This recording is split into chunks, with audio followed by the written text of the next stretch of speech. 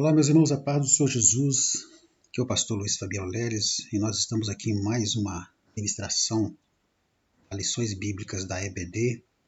Esse trimestre nós estamos estudando sobre a justiça divina, baseada no livro do profeta Ezequiel.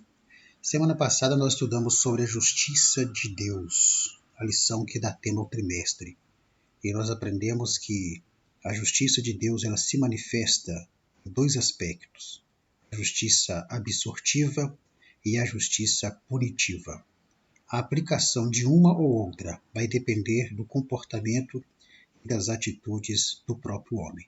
Se houver arrependimento, mudança de vida, conversão, Deus manifesta sua justiça absortiva. Se não houver arrependimento e mudança de atitude, Deus manifesta a sua justiça punitiva. E antes de fazer isso, Deus sempre estará dando oportunidade para o homem se arrepender. E é exatamente isso que estava acontecendo com Israel. Deus estava dando tempo a Israel de se arrepender, mas como isso não aconteceu, Deus então exerce a sua justiça punitiva.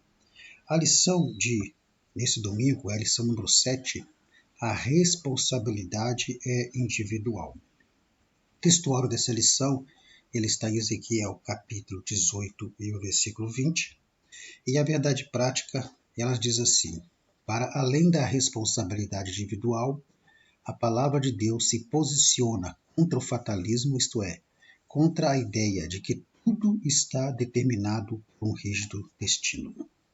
Bem, essa é a nossa verdade prática. A leitura bíblica em classe ela está em Ezequiel, capítulo 18, versículo 20 ao versículo 28. Nós não iremos ler para ganharmos tempo no vídeo, mas eu aconselho ao professor que não leia apenas o capítulo 18. Se você perceber, a aula passada nós estávamos no capítulo 14. Então eu aconselho ao professor que, para se contextualizar, leia o capítulo 15, 16, 17 e o capítulo 18, que é o capítulo que está baseado na lição, para que você possa ficar dentro dessa contextualização. Então, lição número 7, a responsabilidade individual. Bom, qual que é a situação? A situação é o seguinte: no capítulo 14 nós vimos Deus falando sobre a sua justiça. No capítulo 15 nós vamos ver Deus comparando Israel com a madeira inútil da videira. E essa madeira que não serve para nada, que só serve para ser queimada, e que depois de queimada ela passa a valer menos ainda. Então Deus compara Israel com esse pedaço de madeira da videira. No capítulo 16, vamos ver Deus comparando Israel com a meretriz, ou seja, uma mulher que quando ela nasce, ela é abandonada pelos pais, por todos, mas que Deus pega essa criança, cuida dela, faz um pacto com ela, e quando essa criança chega na sua fase de adulta, de moça, ela começa a se gabar da sua beleza. E ela, de forma ingrata, acaba se prostituindo, sendo ingrato para com Deus. E é exatamente isso que Israel estava fazendo com Deus. No capítulo 17, nós vamos ver Deus contando para Ezequiel uma parábola de duas águias e da videira, sendo que uma dessas águias era a pessoa de Nabucodonosor. Não vamos entrar em detalhes aqui, é só para nós entendermos que Deus continua falando com Ezequiel para transmitir a sua mensagem para o povo. E agora, no capítulo 18, nós vamos ver Deus falando com o povo através de Ezequiel sobre a responsabilidade individual, ou seja, que o povo era responsável pelo que estava acontecendo com eles. Então, nesta lição, nós vamos ver sobre a responsabilidade individual de cada ser humano diante de Deus. E diante de Deus, essa responsabilidade individual em relação aos pecados, ou seja, cada um é responsável pelos seus pecados diante de Deus.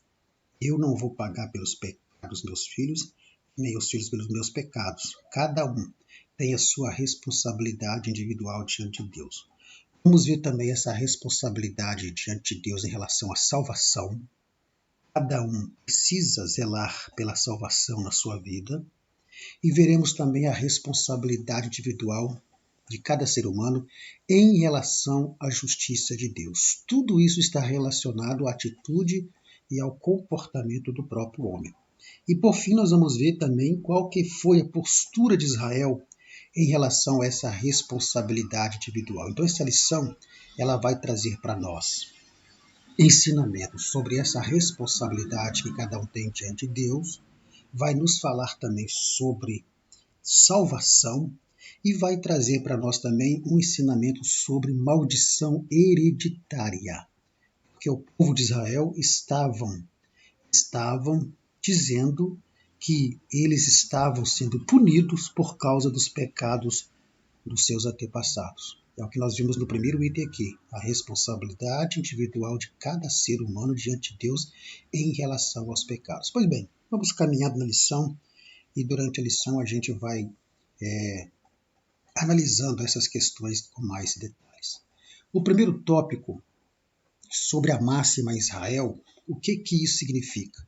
Significa que havia ali em Israel uma máxima.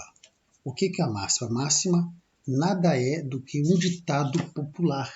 Então havia um ditado popular em Israel, lá em Ezequiel capítulo 18, do versículo 2, diz exatamente assim: os pais comeram uvas verdes e os dentes dos filhos se embotaram.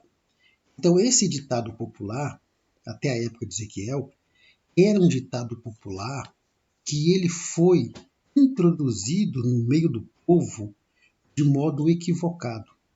O que eles estavam dizendo ali? Eles estavam dizendo que os pais deles é quem pecaram e eles agora é que estão pagando pelo pecado dos seus pais. Quando o Senhor usa essa figura da uva verde, poderia ser jabuticaba, poderia ser um caju, por exemplo, que quando você come seus dentes ficam coloridos. Então, eles criaram esse provérbio de que os pais deles é que pecaram e eles estavam cometendo, sofrendo a punição pelo pecado dos seus pais. É isso que eles estavam querendo dizer. E eles vão basear esse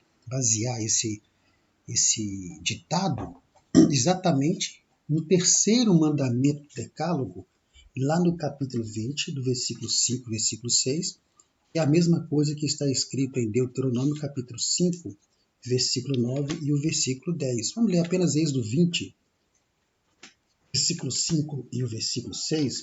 Olha só o que diz lá sobre isso. Diz assim, olha, no terceiro mandamento lá dos 10 mandamentos, versículo 5 e o versículo 6. Vamos lá, versículo 5. Não adore, nem se prostre diante de nenhuma imagem, pois eu sou o Senhor seu Deus, sou Deus zeloso, e castigo filhos pelos pecados dos pais até a terceira e quarta geração daqueles que me odeiam. Baseado nesse versículo aqui, nesse terceiro mandamento, dos 10 mandamentos, em que Deus fala que castiga os filhos pelos pecados dos pais até a terceira e quarta geração, foi que o povo de Israel criou esse ditado. Só que eles criam esse ditado de maneira equivocada, ou seja, eles criam esse ditado analisando um texto fora do contexto. Olha só o que o texto diz, que Deus castiga os filhos pelos pecados dos pais até a terceira e quarta, daqueles que me aborrecem, daqueles que me odeiam. Aqui está o segredo. Ou seja, Deus castigaria os filhos pelos pecados dos pais se os filhos permanecessem cometendo os mesmos pecados dos pais.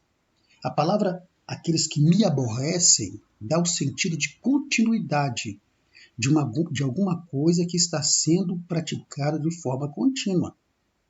Então, o que Deus está dizendo aqui nesse terceiro mandamento é que os filhos seriam castigados pelo pecado dos pais se eles continuassem aborrecendo a Deus. Ou seja, se eles continuassem praticando o mesmo pecado dos seus pais.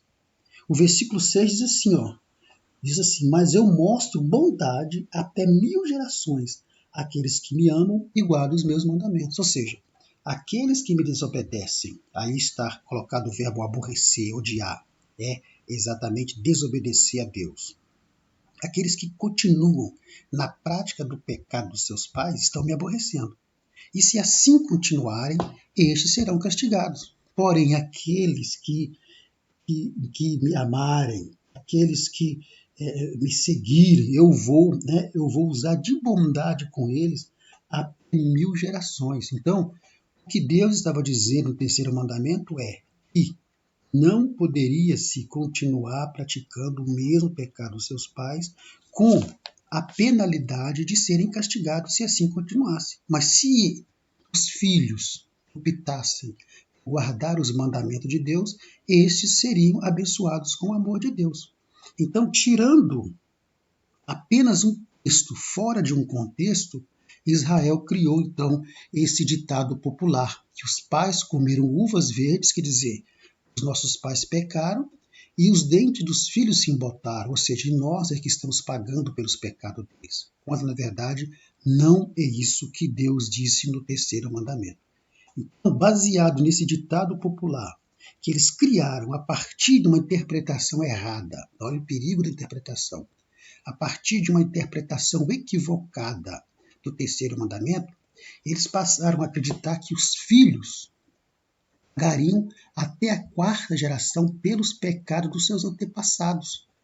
A imagem da árvore genealógica quer dizer exatamente isso, que a maldição, havia então uma maldição hereditária sobre os filhos. É lógico que esse termo não se usava naquela época, mas nós entendemos que ali o que realmente Israel estava acreditando é numa maldição hereditária. Eles estavam sendo punidos por causa do pecado dos seus antepassados. Então nós precisamos observar que a maldição ela só permanece quando os filhos continuam praticando os mesmos pecados dos pais. Olha o que diz lá em Deuteronômio 24, versículo 6. Vamos ler alguns versículos apenas, porque o nosso tempo é pouco. Deuteronômio 24, versículo 16. Olha só. Eles conheciam os 10 mandamentos, mas também conheciam essa passagem de Deuteronômio 24, 16. E em Deuteronômio 24, 16, diz exatamente assim: os pais não serão mortos por causa do pecado dos filhos, nem os filhos por causa dos pecados dos pais. Cada um morrerá pelo seu próprio pecado. Então, o que a gente percebe aqui? A gente percebe, então, que Israel estava baseado neste ditado popular criado a partir de Êxodo 25, exatamente para se eximirem de toda a responsabilidade, porque eles conheciam o terceiro mandamento, mas também conheciam Deuteronômio 24:16, que diz o contrário daquilo. Por quê? Porque eles estavam interpretando, baseado apenas num texto fora de um contexto, para atender os seus interesses, que era se eximir das responsabilidades. Então, esse dito popular, ele na verdade refletia o ceticismo ali de Israel e se consideravam injustiçados. É o que eles estavam dizendo, que eles estavam sendo injustiçados, sendo punidos por causa do pecado dos seus pais. Criaram esse ditado popular baseado no terceiro mandamento. E vimos lá atrás que o terceiro mandamento não dizia isso. O terceiro mandamento é bem claro: aqueles que aborrecem a Deus, ou seja, aqueles que continuam na prática do pecado dos seus pais. Então, o que eles queriam, na verdade, aqui é dizerem que estavam sendo o quê? Injustiçados. Eles estavam entendendo, então, que eles estavam sendo condenados e punidos por causa dos pecados dos seus antepassados. Então, este pensamento demonstra para nós duas coisas. Primeiro, esse ditado popular era uma crítica à justiça divina.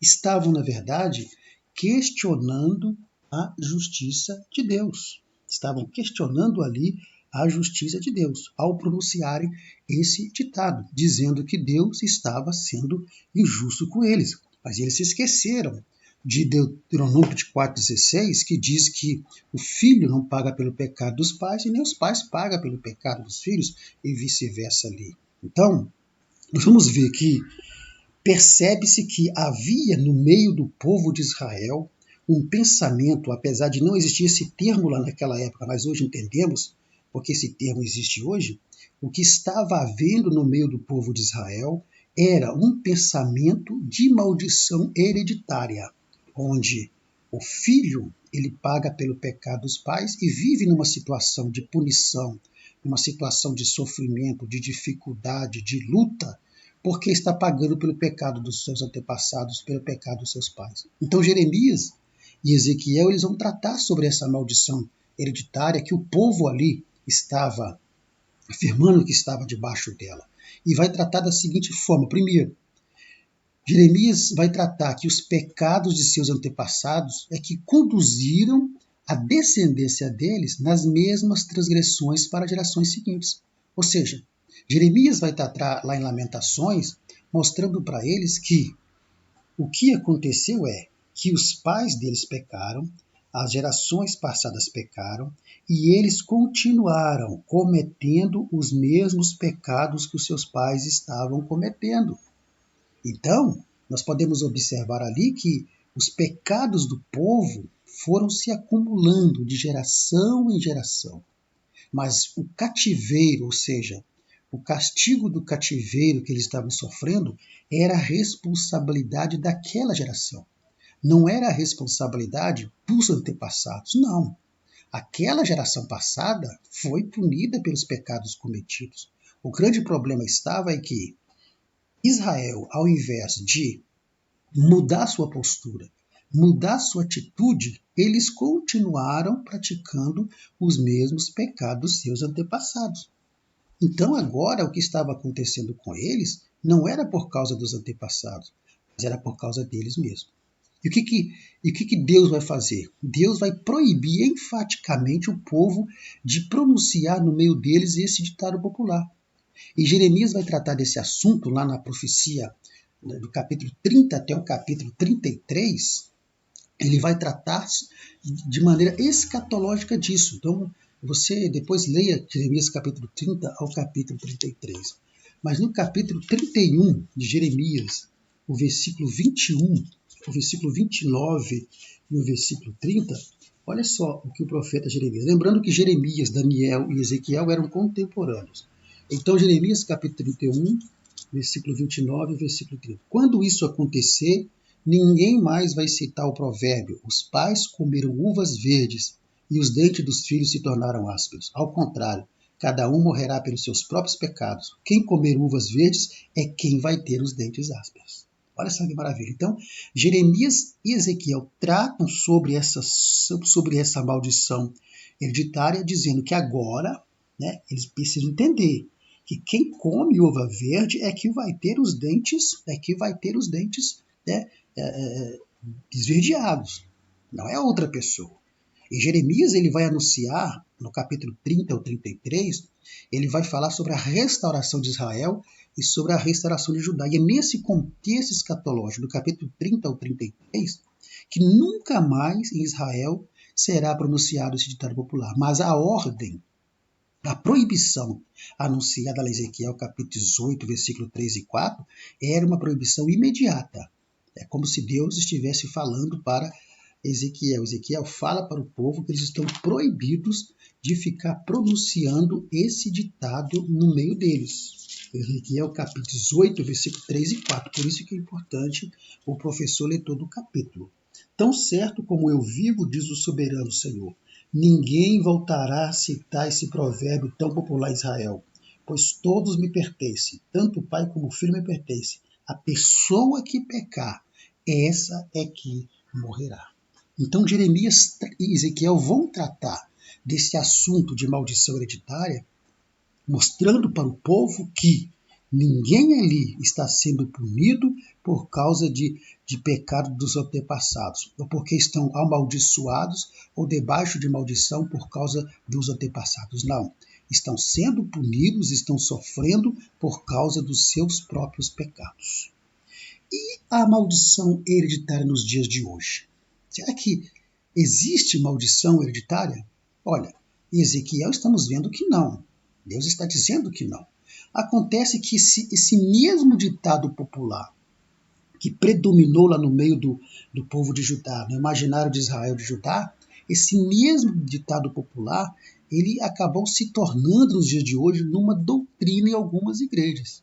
Uma doutrina que precisa ser, conforme a imagem sugere ali, dessa mão interrompendo o ciclo de um efeito dominó, uma doutrina que precisa ser parada, uma doutrina que precisa ser interrompida.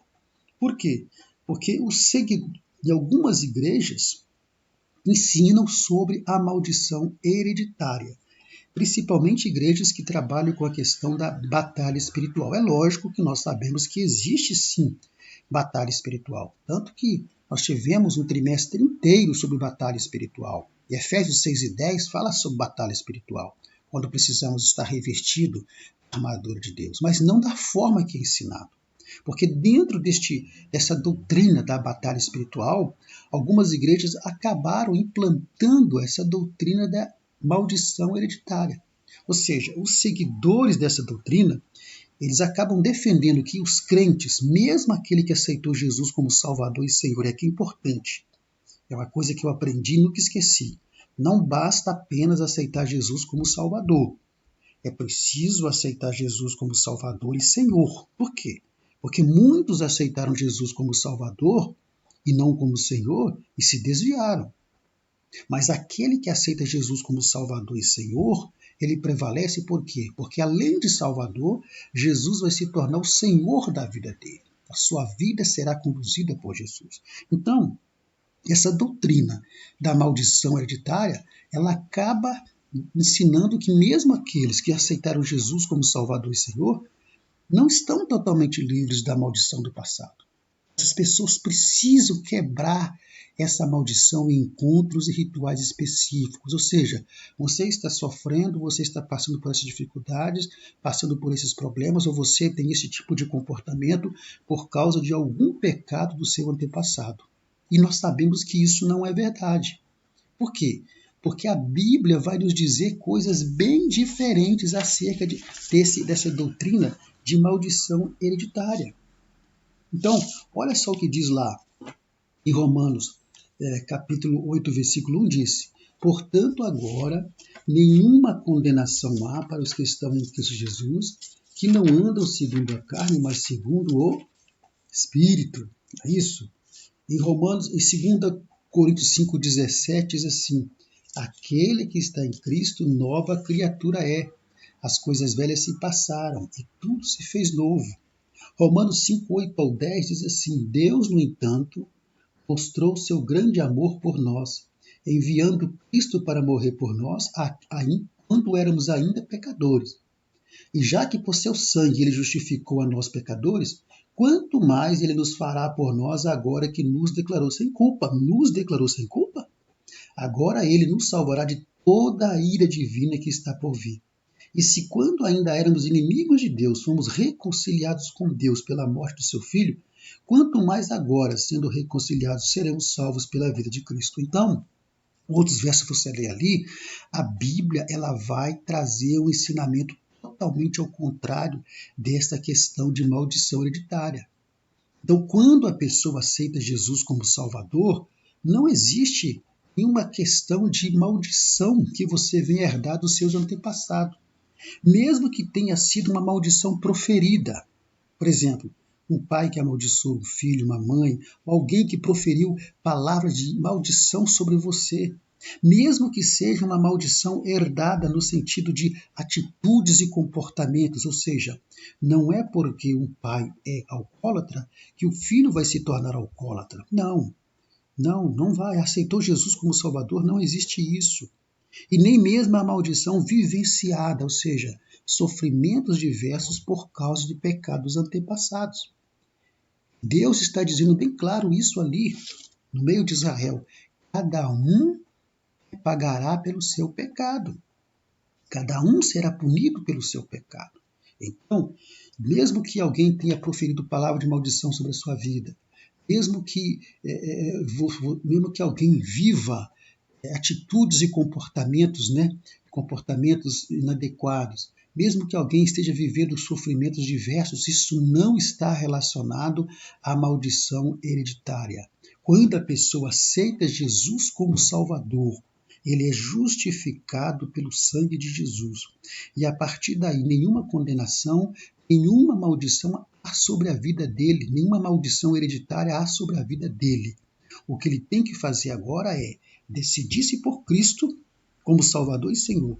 Decidiu-se por Cristo como Salvador e Senhor, então a passagem lá do terceiro mandamento do Decálogo, ela não vai se aplicar aos salvos em Cristo.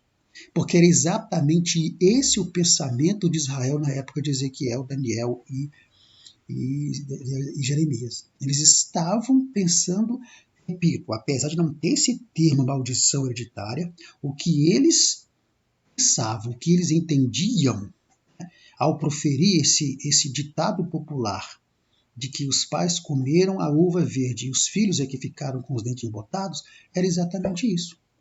Estamos amaldiçoados por causa do pecado dos nossos antepassados.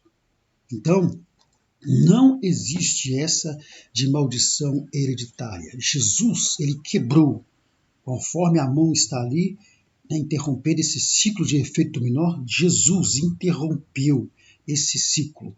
Então, uma vez que você aceitou Jesus como Salvador, não importa o que lançaram de maldição sobre sua vida, não importa se seu pai, os pecados que o seu pai ou que sua mãe cometeu, uma vez que você aceita Jesus como Salvador, você está debaixo de uma nova vida. Vamos ver mais sobre isso lá na conclusão da nossa lição. Pois bem, esse foi o nosso primeiro tópico, onde ali nós vemos Deus falando com Ezequiel sobre o ditado popular que imperava ali no meio do povo, dando a eles o entendimento de que eles estavam sendo punidos por causa do pecado dos seus antepassados, quando na verdade não é isso, a responsabilidade era individual de cada um. Pois bem, no segundo tópico nós vamos ver que Deus vai continuar falando agora com Ezequiel para falar ao povo, e Deus vai abordar a questão da soteriologia, ou seja, Deus vai abordar a questão da salvação. E Deus vai falar ali sobre a abrangência da salvação. E a abrangência da salvação e a imagem sugere o que nós estamos entendendo. Então nós vamos entender, quando nós damos sequência na leitura do capítulo 18, quando Deus fala sobre o ditado popular e entra no assunto, da preservação do ímpio, ou da punição do ímpio, da preservação do justo e a punição do ímpio, ele está falando sobre salvação. E a primeira coisa que nós aprendemos é que a salvação ela tem uma abrangência. A salvação ela é universal. Em Ezequiel 18, 21 e 23, diz assim, Deus falando com Ezequiel para que Ezequiel possa falar com o povo. Vocês acreditam que eu tenho alegria na morte do perverso? Palavra do soberano Senhor. Muito pelo contrário, a minha vontade é que ele abandone os seus maus caminhos e viva.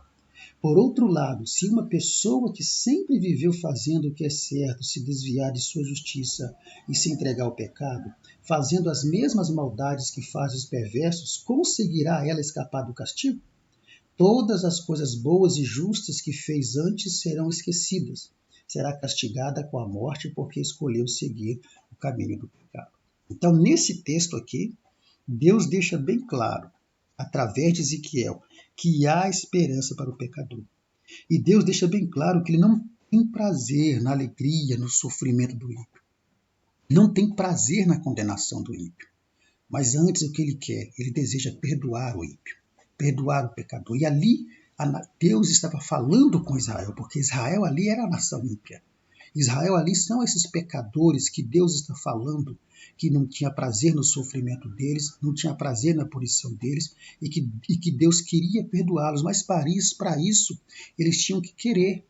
Assim como o ímpio hoje tem que querer ser salvo, tem que desejar ser perdoado, da mesma forma Israel também precisava desejar isso. Então o que nós vemos aqui é que Deus, por meio de Ezequiel, ele está antecipando uma doutrina do Novo Testamento, uma doutrina sobre a salvação, uma doutrina sobre a disponibilidade da salvação e a vontade de Deus sobre a salvação. Na verdade, vemos aqui uma antecipação maravilhosa dessa doutrina da salvação e o que Deus deseja acerca da salvação. E aí vamos para 1 Timóteo capítulo 2 e o versículo 4. Olha bem o que diz lá, 1 Timóteo capítulo 2 e o versículo 4. Vamos lá. 1 Timóteo 2 e o versículo 4. E diz assim, 2 e 4. Pois ele deseja que todos sejam salvos e compreendam essa verdade. Olha só, ele deseja que todos sejam salvos e compreendam essa verdade. É o desejo de Deus, era o desejo de Deus também para Israel. Em 2 Pedro, capítulo 3, e o versículo 9, nós temos lá escrito assim: Ele não está sendo vagaroso com a sua volta prometida, embora por vezes pareça assim, mas ele está esperando com paciência, porque não quer que ninguém pereça, e está dando mais tempo para os pecadores se arrependerem. Então vemos aqui que, em relação à salvação, Deus deseja que todos sejam salvos. E era exatamente isso que Deus estava falando para Israel por meio de Ezequiel, que Deus desejava que eles fossem salvos. Então, nós podemos observar aqui, uma vez que a salvação ela é universal, então Deus, com base na sua bondade, na sua vontade, no seu amor, na sua justiça, o que ele faz? Ele dá a oportunidade a todos para aceitar ou rejeitar essa promessa bendita de salvação. A salvação de Israel ali, evidentemente, não está se falando da mesma salvação que nós entendemos hoje. Mas a salvação ali estava relacionada à manifestação da justiça absortiva de Deus. Isso seria salvação para eles. Deus poderia preservá-los de serem punidos. Certo? Então, da mesma forma que o plano divino de salvação hoje inclui todas as pessoas de todas as raças, para Israel, o plano de salvação ali, naquele momento, era a absorção deles. Eles seriam preservados da punição. Essa seria a salvação deles ali. Então Deus está mostrando para eles que tudo o que eles precisavam fazer era mudar de atitude, porque esse era o desejo de Deus. Então, quando trazemos para os nossos dias, nós vamos ver que nem todos serão salvos. Por quê? Porque depende desse uso do livre-arbítrio do homem. A salvação ela é universal, mas não é universalista. Em Tito 2,11 diz, porque a graça de Deus se é manifestado trazendo salvação a todos os homens, trazendo a salvação, disponibilizando a salvação para todos os homens, mas nem todos serão salvos. Por quê? Porque depende do livre-arbítrio da pessoa aceitar ou não essa salvação. Da mesma forma que dependia do livre-arbítrio de Israel ali em aceitar, se arrependerem, para que Deus pudesse preservá-los. Mas eles não escolheram isso. E aqui nesse ponto é muito importante que você, professor, não vá para o lado, do calvinismo. Porque se tiver algum calvinista na sua sala, ele vai querer tumultuar a sua sala, porque o calvinismo pensa diferente do arminianismo. Nós somos arminianistas, nós entendemos que a salvação ela é por livre-arbítrio. O homem pode querer ou não. E mesmo querendo, se ele não fizer por onde, ele pode perder a sua salvação. Já os calvinistas não creem assim. Então não transforme a sua aula numa discussão entre calvinismo e arminianismo. Mesmo porque nós já passamos por lições que falou sobre isso. Então, nós observamos que Deus ele estava dando uma oportunidade para que o povo de Israel pudesse se arrepender. E no versículo 23 ele disse, olha, eu não tenho prazer, vocês acham que eu tenho prazer na morte de vocês? Não tenho. A minha vontade é que vocês abandonem o pecado. A minha vontade é que vocês sejam preservados. Agora, se uma pessoa ela se desviar e voltar a cometer pecados, não importa para mim o que ele fez de ato de justiça quando estava comigo, o que Deus está dizendo. Por quê? Porque ele vai ser punido do mesmo jeito. Qual o ensinamento que traz para nós aqui? Então, uma pessoa ela está diante de Deus, aí de repente ela desvia. E ela não pode pensar que pelo fato de ela ter sido crente 20, 30 anos, ter santificado a sua vida, orado, jejuado, buscado a Deus esse período todo, mas agora desviou, Deus não vai levar em conta esse tempo que ele teve de crente, não. Ele será punido pelos seus pecados, independente do que ele fez lá atrás. Então, é muito importante nós entendermos que nesse momento Deus está falando sobre a salvação para o povo de Israel. Repito, a salvação para eles ali era a preservação e a não punição. Porque o que estava acontecendo no meio de Israel era um pensamento fatalista. Versículo, capítulo 18, versículo 20, nós vemos lá, 18 e 20, né? Que está exatamente o seguinte, olha, quem vive pecando é o que será castigado com a morte.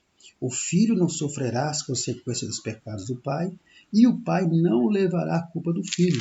O justo será recompensado pela sua justiça, e o perverso será castigado pelos seus pecados. Por que Deus falou isso?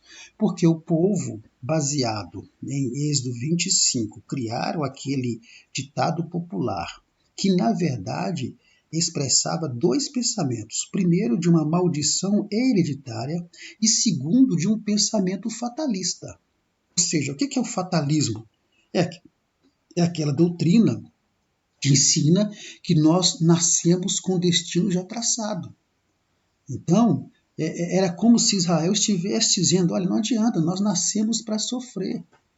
Nós nascemos para sermos escravos, nascemos para passarmos por tudo isso. Então, havia um pensamento enganoso ali no meio do povo de que eles estavam predestinados a ser punidos por causa do pecado dos antepassados, mesmo depois da destruição de Jerusalém.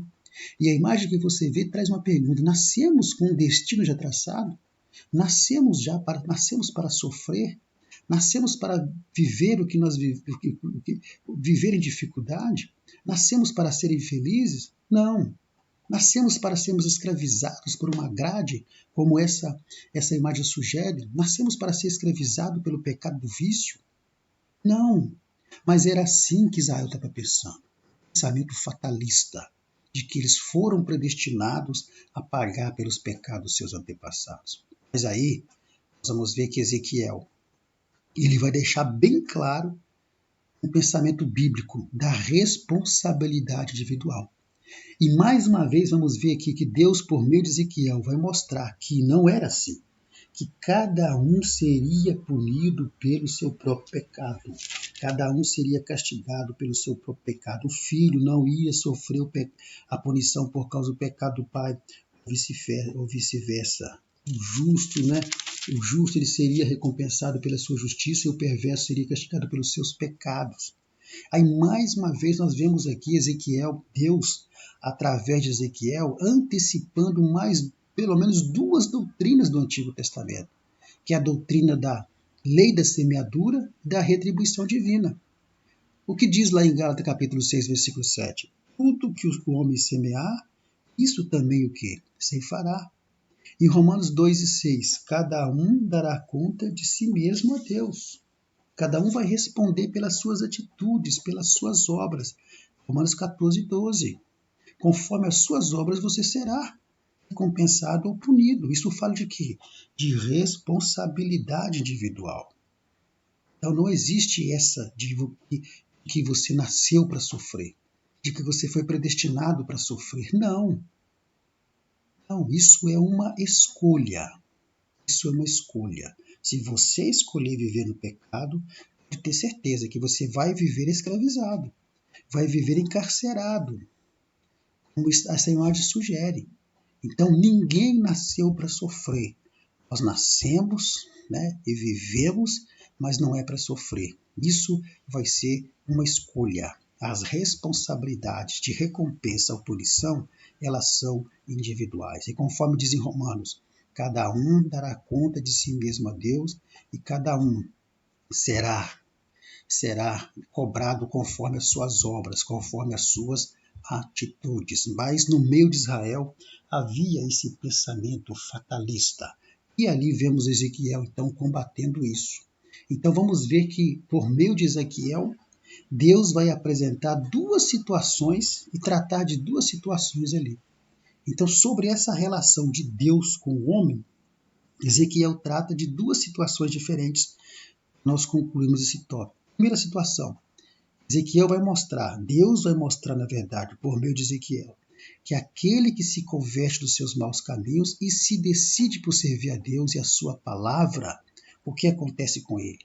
Ele é perdoado e vive. Então são duas situações. Olha, é como se Deus estivesse dizendo, Ezequiel fala para o povo o seguinte, olha, vocês vivem dizendo que vocês estão sofrendo, sendo punidos pelos pecados dos seus pais. Mas eu vou apresentar para vocês duas situações. A primeira é que aquele que se converte dos seus maus caminhos, se decide por me servir, se decide por seguir a minha palavra, neste caso, essa pessoa ela é perdoada e ela vai viver. Não interessa quem seja. A outra situação é aquele que se desvia dos caminhos do Senhor, de forma consciente, deliberada, e se aprofunda no pecado, neste caso, a pessoa é condenada e vai morrer. Então, não existe essa de vocês estarem pagando pelos pecados dos seus antepassados, não. Vocês é que fizeram a escolha. Se entre vocês alguém escolher se converter, ele vai viver. A alma que pecar, essa morrerá, é o que Deus disse. A alma que pecar, essa morrerá. Então vocês estão enganados, pensando que vocês estão sendo punidos por causa dos pecados dos seus antepassados. Não, vocês estão sendo punidos por causa do pecado de vocês. Então, vemos aqui que Deus é tão justo que quando Deus apresenta por meio de Ezequiel essas duas situações, era como se Deus estivesse dizendo, olha, vocês têm a oportunidade de se converter a mim para que vocês vivam.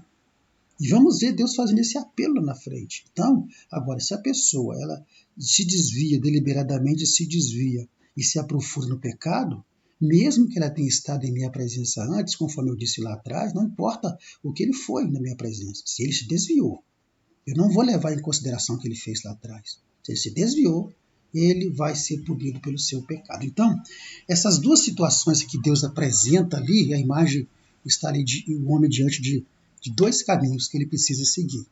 O caminho verde, a seta verde, indicando o caminho da bênção, a seta vermelha, indicando o caminho da maldição. E o que Deus vai falar lá no Antigo Testamento? Eis que eu coloco diante de ti dois caminhos, a bênção e a maldição, a vida e a morte. Escolhei, pois, hoje o caminho da bênção, para que vivam. E é exatamente isso que Deus estava fazendo ali com Israel. E aí essas duas situações, elas nos mostram que é possível sim, diferentemente daquilo que o calvinismo ensina, é possível sim o crente perder a salvação, ou de modo temporário, ou de modo definitivo. Temporário por quê? Porque ele pode se arrepender e voltar novamente. Agora, definitivo é se ele realmente se desvia, não volta e morre, né? Ele morre desviado e morre em pecado. Só para nós termos uma ideia melhor sobre essa questão aí, 2 Pedro, capítulo 2, versículo 20 ao 22, é um texto bem claro que nos ajuda a entender que a questão está na atitude da pessoa.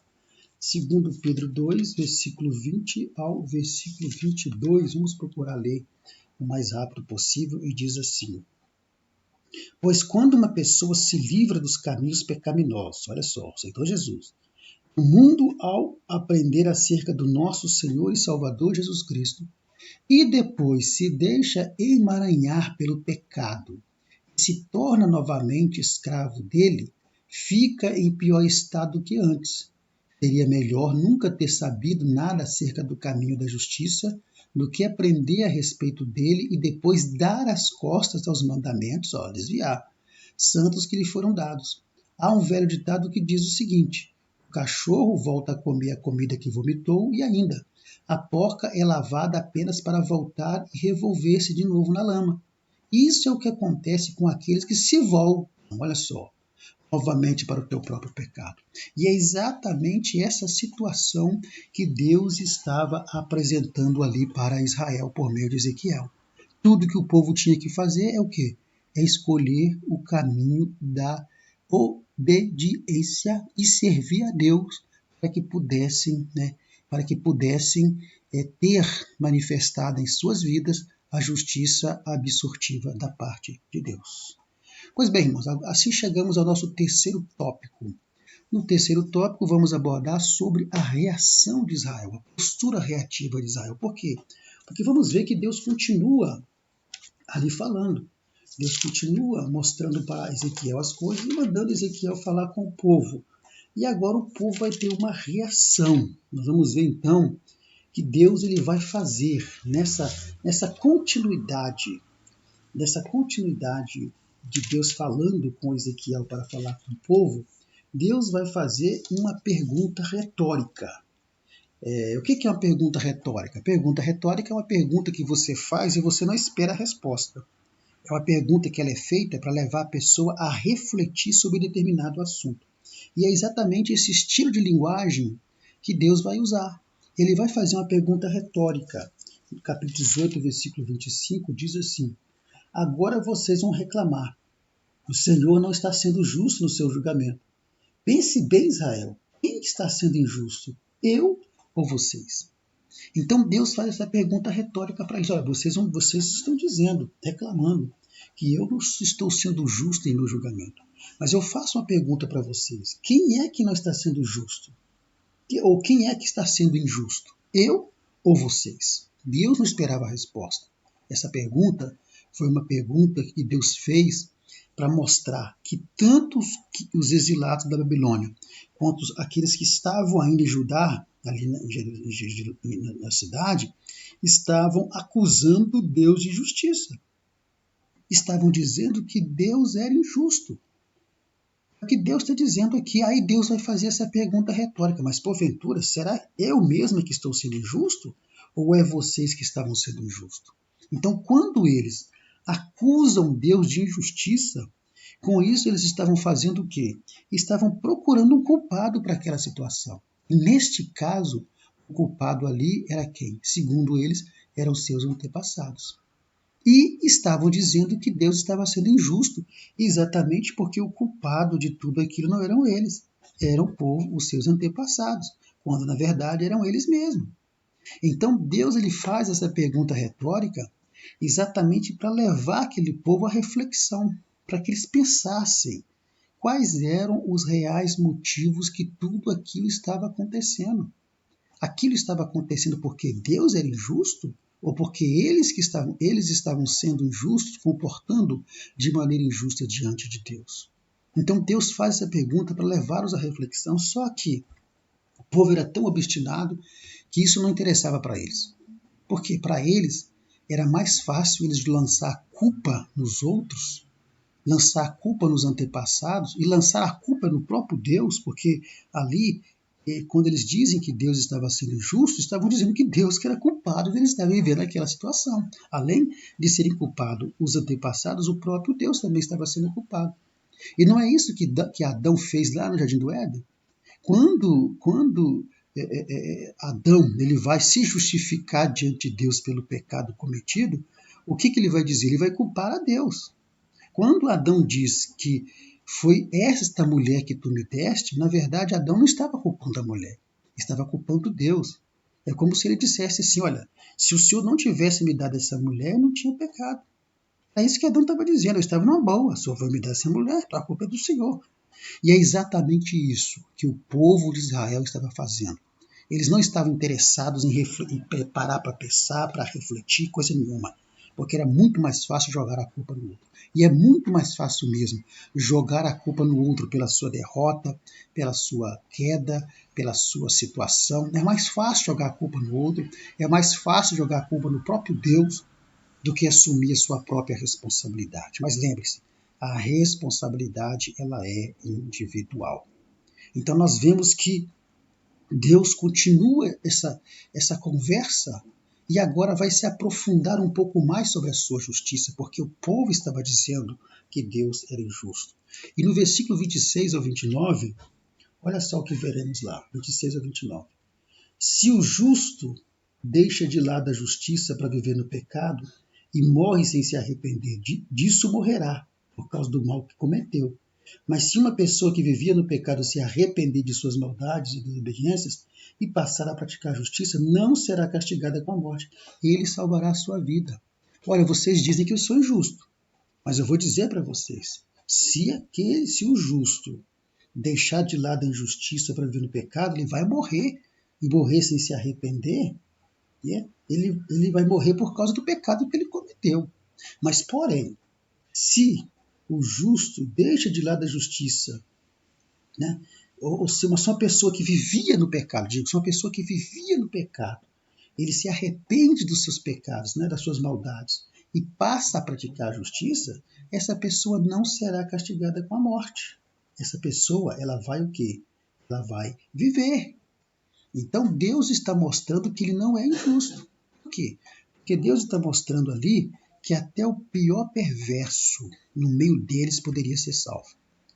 Isso aplicado para o dia de hoje. Até o pior perverso nos dias de hoje, ele pode ser salvo caso ele se converta de seus pecados. Porque é exatamente isso que Deus deseja. Porque a justiça dele, conforme a imagem sugere, ela é segundo a sua palavra. Deus não fere, não contradiz a sua palavra. Então, através de Ezequiel, Deus deixa bem claro, assim como o sol do meio-dia, que a lei da responsabilidade é individual. E essa responsabilidade individual, ela é justa, ela é de acordo com os atributos divinos, e esses atributos se harmonizam com a sua santidade, amor e misericórdia, porque Deus, ele é justo. Em 18, 31 e 32, daqui a pouco, vamos ver Deus dizendo assim, olha, livrem-se de todos os pecados. Vamos ver isso aqui daqui a pouco. Então, Deus está deixando bem claro que o injusto na história não é ele. O injusto é o próprio povo que está culpando os seus antepassados pela situação que estão vivendo, quando na verdade eles são responsáveis pelo que eles estão passando ali naquele momento. Então, o elemento principal ali que iria trazer a manifestação da justiça absortiva de Deus sobre o povo era o quê? Era o arrependimento. Então, quando você vai para o final do capítulo 18, você vai ver Deus fazendo um chamado aos pecadores, que no caso ali era o povo de Judá, para que se convertessem, para que se arrependessem, para que assim pudessem receber o perdão dele. Depois de tudo isso que Deus fala, olha o que Deus vai fazer nessa convocação. Vai dizer o seguinte, olha, livrem-se de todos os pecados que vocês vêm cometendo há tanto tempo. Assim vocês ganharão um coração novo e um espírito novo. Para que morrer? Para que ser condenado, Israel? Para que vocês querem morrer? Eu não tenho prazer na morte de ninguém, muito menos na morte de vocês. Arrependam-se e vivam. Vemos mais uma vez que Deus vai exercer a sua justiça em harmonia com o seu amor, bondade e misericórdia. Porque aqui Deus convoca o povo para o arrependimento e diz, arrependam-se e vivam. Mas para que o indivíduo possa ser perdoado por Deus, é necessário que haja o quê? Um arrependimento sincero da parte dele. E Deus está convocando o povo para o arrependimento. E o povo aqui não se arrependeu dos seus pecados. Preferiram continuar na narrativa de que Deus estava sendo injusto com eles. Eles não entenderam que todos precisam de arrependimento e de buscar o perdão de Deus e não acusar Deus por suas situações ruins. Todos precisam de arrependimento. Depois você lê as citações aí. Só que eles não entenderam isso. Então, podemos ver que, assim como nessa época, muitos em nossos dias, hoje, preferem culpar a Deus ou culpar alguém do que assumir a sua responsabilidade, do que se arrepender e se converter no Senhor. Por que você desviou? Eu desviei por causa... Não, você desviou porque a responsabilidade é sua. Por que você saiu dos caminhos do Senhor?